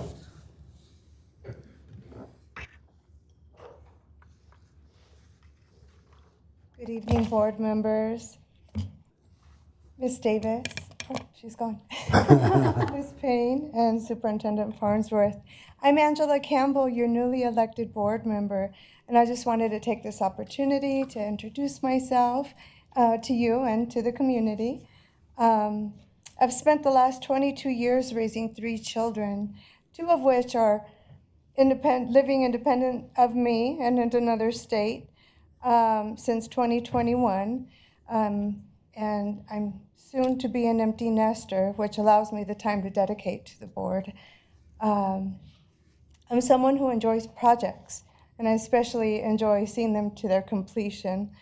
I spend a lot of my time staying involved in organizations and volunteering in the community and at the church I attend. I felt I was led to this position primarily to be an advocate for parents. I want to represent transparency for both parents, between the parents and school. I will work to be the liaison in having personal and ongoing communication for parents, students, and staff, participating in conversations that help solve the issues of surrounding our students' progress. So because I'm new to this realm, you can expect a lot of questions and maybe even a few mistakes, but assuredly know that I will always give my very best efforts. I look forward to beginning my appointment come the new year. And so thank you for your time. And in the words of our mayor, may God continue to bless each and every one of you. And I wish you all a very Merry Christmas. Thank you. Thank you. Thanks for coming to see us. Next is Max Wood, please.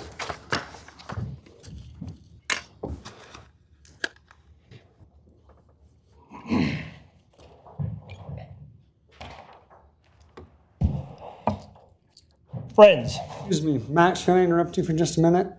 We don't allow signs. We love you guys, but we don't allow signs in our meetings. I apologize. Hold them so you see them. That's their First Amendment right that you're trampling on right now. No, Friends, that's citizens not- of Show Low, that's not the cowards of case. the school board. My name is Max Wood. I am a resident of Show Low, a taxpayer in this district, a graduate of Show Low High School 2005, and most importantly, I actually have children currently attending Show Low schools. Some of you have had the opportunity to correspond with me in one form or another, so I am sure that you have some inkling as to why I am here tonight. For those of you out of the loop, I am here to speak on a supposedly sacrosanct tradition of this town. But which tradition might that be? Is it the tradition of direct bigotry spewed at queer students from both staff and students with 0 repercussions? Is it the tradition of male teachers awarding better marks to their female students when they wear tight pants and show some cleavage? Or is it the more recent tradition of unabashed and unapologetic racism displayed by the students of our schools, which have garnered more attention for our burgeoning hamlet than its accomplishments? It is, in fact, none of these very real traditions I address today, but instead the board's seeming disdain for rights not only of the students of this district, but every member in this community. Because while you lot smirk and bloviate, the truth is that, according to recent data, more than half the population of this town identify as non-religious. More than half. And yet all of you are more than happy to have the government, of which you are all a part of, offer prayers and invocations so clearly sectarian that some of you blatantly name Mormon leadership in opening prayers. An organization, I must point out, which just last year successfully argued that its clergy should not be required to report abuse to authorities, even when they know that a member of their congregation is sexually abusing his own daughter. When this government body invokes their personal deity during these meetings, you are not only telling the students and the parents and the people of this town who have been harassed, who have been bullied, who have been passed over, and who have been isolated because a rabid minority clawed its way into power like a tick.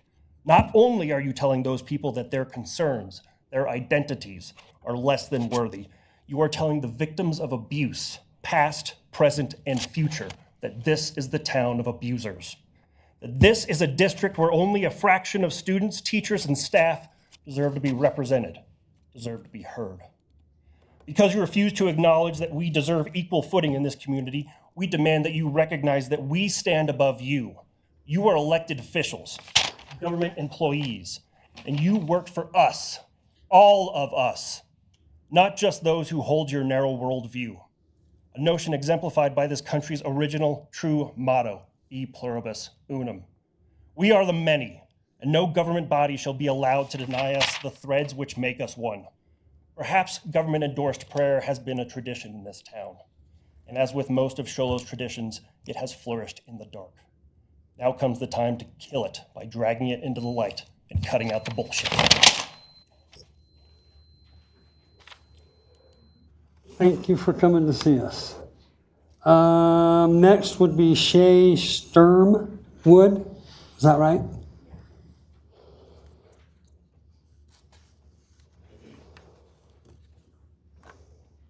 I'm Shay. This is Matrim.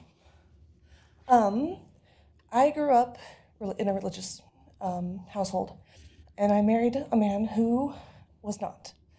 And having listened to his stories and his friends' stories and his siblings' stories, I know that it's too sacrilegious here.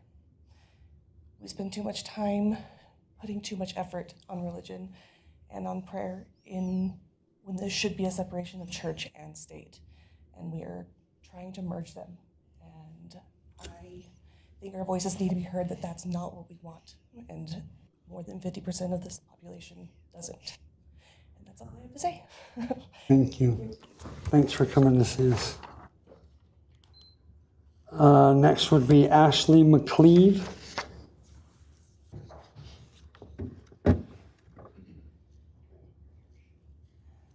I'm Ashley from Show Low. The job of this school board is to govern our public school district. That means the school board is required to act in the best interest of all students in our district, as well as future students equally and inclusively. As a Christian myself, it is disheartening and frustrating to find out that this board feels entitled to incorporate their own personal beliefs into meetings and subsequently into the fabric of our school system. As a governing body, I would expect that you are aware of the First Amendment and would use it to conduct your business. In case you have forgotten, as it seems you have, the First Amendment includes the Establishment Clause, which prevents government-sponsored religions and basically ensures that religion cannot be used to govern and vice versa. With this being said, it is impossible for you to act in your official government capacity while also including your religious beliefs in meetings. Aside from the obvious reasons that elected officials should not be incorporating their religion into their meetings, I also want to point out how dangerous it is to assume that everyone in attendance, anyone watching, or anyone this meeting represents is Christian. I am a Christian, but because I have been afforded the freedom to worship as I see fit for my entire life, I cannot imagine telling someone else that they have to adhere to my religious needs while ignoring their own. And as we know, it is all too common for non-Christian religions to be criticized for worshiping in public, let alone in a governmental capacity. Also, as a Christian mother, it is my right and responsibility to protect my children and the children around them. My sons have friends of different religions as well as friends who do not practice religion at all, so I know personally that this is not a 100% Christian student body, and it is their right to be governed by a body of representatives who respect their constituents, even if they do not share religion. It should also be noted that the prayers of this board in previous sessions have been specific to the Mormon religion. My family chose to leave the Mormon church because the church believes it has no responsibility to report child abuse or even sexual abuse. There is no reason that a church that with that belief should be the religion that the board of directors, responsible for thousands of children, would use to pray over their work. Lastly, I want to point out the hypocrisy of prayer in school at a school board function. School is meant to teach kids how to think, not what to think, and religion is very much a tool to teach what to think. I find it ridiculous that myself and others here have to explain to you how to conduct yourselves in such an official capacity, but here we are. If you want to be on a school board that caters to your personal religious beliefs, there are at least 3 schools in our area that you could consider. If you want to be board members who govern a diverse group of students, pray before your meeting like Jesus taught us to, and respect the religious freedoms of all those who are not Mormons or Christians. Thank you. Appreciate you coming to see us.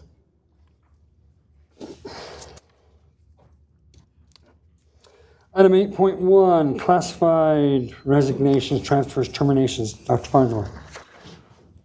Thank you, Mr. President. If you look at the notes, we've got 3 transfers. So the first one is we're asking that we transfer this Sierra Solinger from Nicholas Homestead to Whipple. And then Kelsey, who's going from a para 2 to a para 3. And then Jessica Cole from Whipple to Nicholas Homestead. So those are the transfers. You can see the resignations that we have, and then the one termination. I move to approve all classified personnel employees' actions as presented. Second. I have a motion and a second. All in favor? Aye. Aye. Opposed? Motion passes. 8.2, classified personnel / employment. Dr. Farnsworth. So 8.2 on, what agenda item did you have on that one? I have request for new FTE. FTE. Mm-hmm. Yeah. It's 8.2. Okay. Is that what you have? Yeah, that's different than my printout. Sorry. Okay, sorry. So we updated it. Okay, so then 8.2, request for new FTE. So after the work session, which was very helpful for me, we really don't want to add new positions. However, we do have 2 elementaries that have some needs that we would like to fill. The first one at Linden Elementary, they just have 1 reading para for the entire campus. And so to try to help support their needs and bring them in alignment with some of the other campuses, we are asking the board to approve a general ed para. And I do want to thank the principal because she didn't do this based upon she'd already done this on her recommendations, asked for 4 days instead of 5 days, since the kids are not there on Fridays. In the terms of Nicholas Homestead, we are asking for a full reading paraprofessional. And some of the reasons is that Nicholas is a comprehensive needs improvement by the state, and we are trying to turn that ship around and adding an additional person to help have small groups specifically for reading, to support those teachers, to support those kids. And so we are asking that for 5 days a week because there is a fair amount of lesson planning and preparing for Monday through Thursday. And so those are the recommendations that we're asking the board for those 2 new positions for the rest of this year. Any questions? We budget that in for next year? In the budget We would anticipate budgeting that in for next year, yes, Oh, ma'am. we'll still be here. Yep.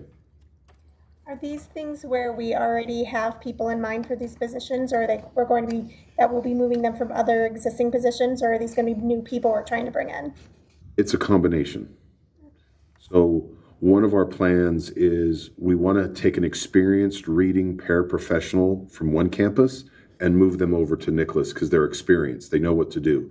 And then To this new position? to this new position. And try and hire. And then hire a new reading para at Whipple to get trained up because we have a very good teacher that does really good work training paraprofessionals, get them trained up so they know what they're doing.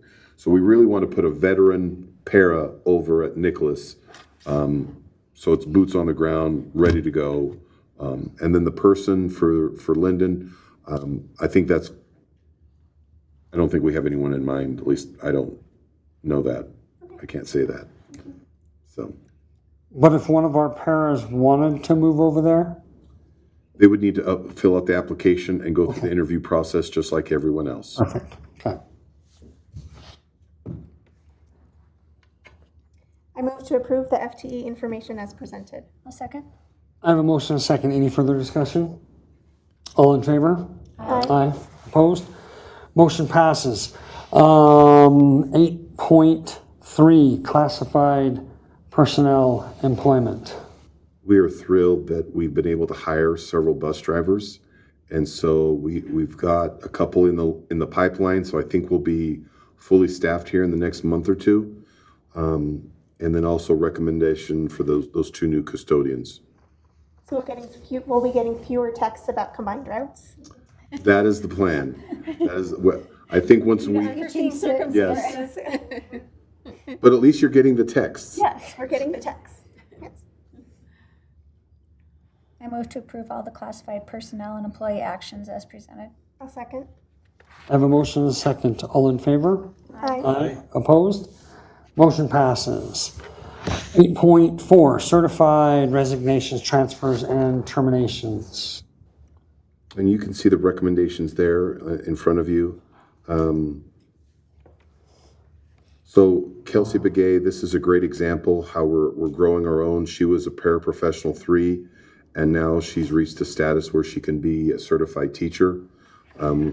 Same with Courtney Engel, long-term sub to a full-time certified high school math teacher. So we're trying to grow the people that we have because it is hard to attract teachers. So.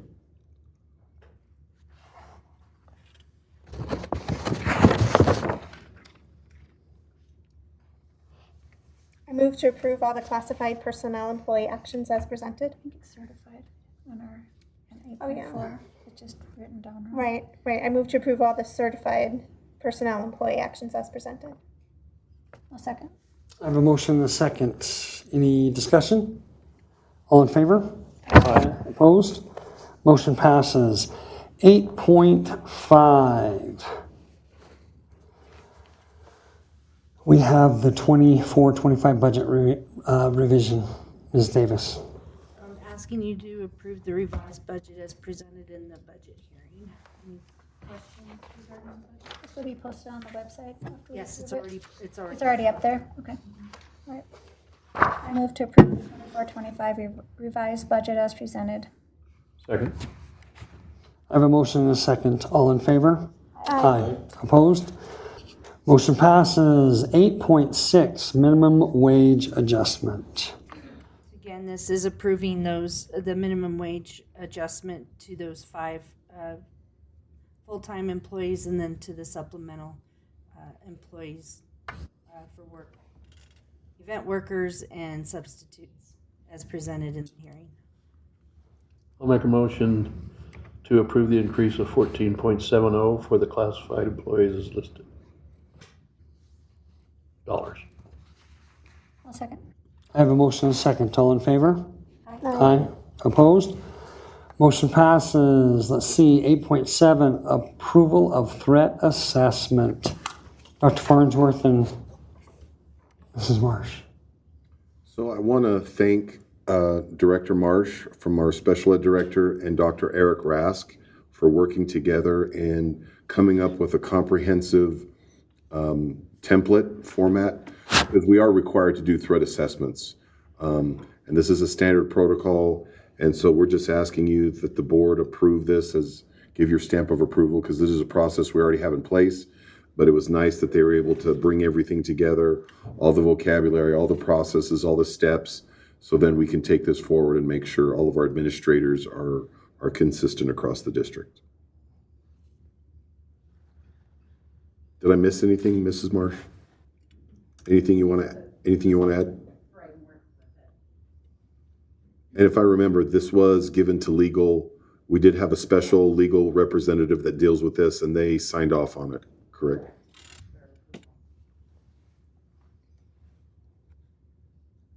I'll entertain a motion So or questions. I move to approve the threat assessment protocol as presented. I'll second. I have a motion and a second. All in favor? Aye. Opposed? Motion passes. 8.8, terms and conditions for building renewal grant. Mr. Rial, you want to visit with us about this, or? I can just give you a quick synopsis, and Frank can correct me if I'm wrong. So we have a boiler in the auditorium that is 50 plus years old, and it is hemorrhaging water, and it is going to fail very, very, very soon. Our maintenance supervisor goes over 4 times a day to fill it and to monitor it, because there's just systematic failure. And so we're trying to keep it from causing more damage. Like, I've even asked, why can't we turn it off? Well, if we turn it off, then the pipes have a good possibility of freezing and then bursting, and then we have a whole nother set of problems. And so he was able to contact the school facilities division and rush this project through as an emergency. And so we're asking that the board sign the terms and conditions so we can upload the document and we can hopefully get contractors out here and get it repaired, because it's not going to last much longer. And the potential for more damage is likely. Duct tape doesn't help. Well, thank you for getting on it. I move to approve the terms and conditions for the building renewal grant as presented. I'll second. I have a motion and a second. Anything else? All in favor? Aye. Opposed? Motion passes. 8.9, 301 Classroom Site Fund, December payment. Ms. Davis. This is the list of the teachers that will be getting their first 301 payment for this year, and so we ask the board to approve this payment. I move to approve the December 301 payment as presented. Second. I have a motion and a second. All in favor? Aye. Opposed? Motion passes. Thank you. 8.10 donations and gifts. Mr. Farnsworth. Dr. Farnsworth, sorry. Just want to read out publicly, Ohio Pile Prints has donated $78.48 to the high school. Hatch Toyota, $25 gift cards to the high school. Safeway, $50 gift card to the high school. Safeway donated a shopping cart to Nicholas Homestead. Can we explain why we need a shopping cart? Mrs. Jones, why do you need a shopping cart? I used it for the vocabulary parade, but then I decided I would deliver class donuts with it, and the kids were so excited that I went back and asked if I could just keep it. The manager said, "We don't need cards for sitting around Sholo. You could just take one." I was like, So we asked for permission to keep it, and then I announced it and posted on Facebook. So Cool. Thank you to Safeway. Yeah, isn't it printed on the shopping cart? What? Something about you can't take this off the premises? You're going to get us all in trouble. I asked for permission, yeah. All right. Can we get that in writing? You're too cool for a wheelbarrow like that. High school. I use it all the time. Uses it on a daily. They do have that green wheelbarrow at the high school. Is it one of those that the wheel spins around in a circle? When you push it? It's not one. You got a good one? Nice. Very nice. I liked it. And last but not least, Faye Walters craft items to the high school. I move to accept all donations as presented. Second. I have a motion and second with great thanks. All in favor? Aye. Opposed? Motion passes. 8.11, student fundraising activity. Dr. Farnsworth. We're asking that the robotics team the high school robotics team can do a fundraiser through school concessions, and so that portion would go back to their club. I move to approve the student fundraising as presented. I'll second. I have a motion and a second. All in favor? Aye. Opposed? Motion passes. 8.12, out-of-state travel. Dr. Farnsworth, please. There's the senior trip that we're asking you to approve, so they can start making deposits on some of those events. And then also one of the teachers / coach is going to a strength and conditioning coaching conference, and that's being paid out of the athletic fund. So just so you know where the money's coming from for that. I'll make a motion to approve the staff out-of-state travel for senior trip and Daniel Rivera, the NSCA Coaches Conference as presented. I'll second. I have a motion and a second. All in favor? Aye. Aye. Opposed? Motion passes. 8.13, discuss potential of moving January board meeting back 1 week to January 16th, 2025. How sad. 2025. This year went by so fast.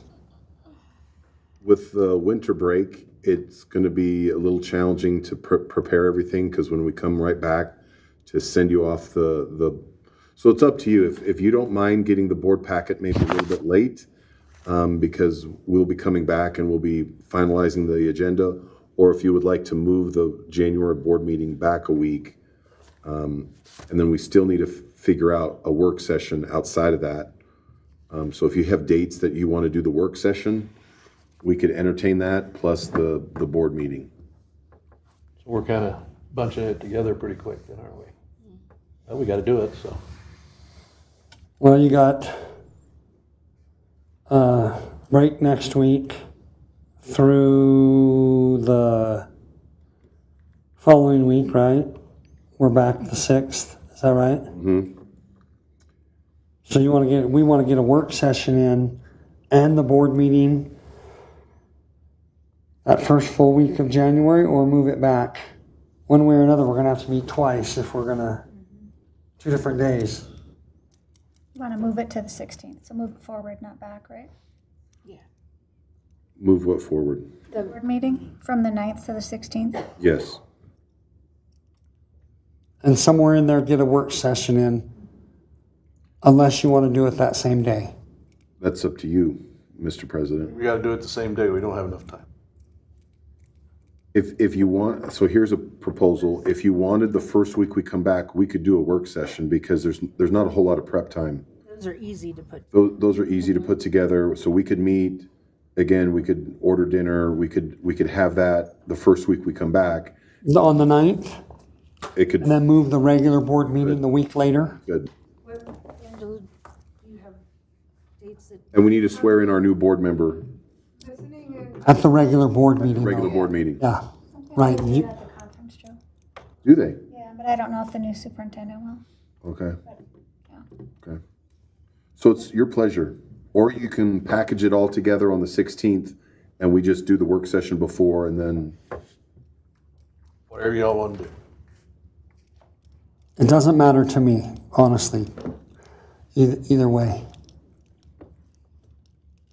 Stacy?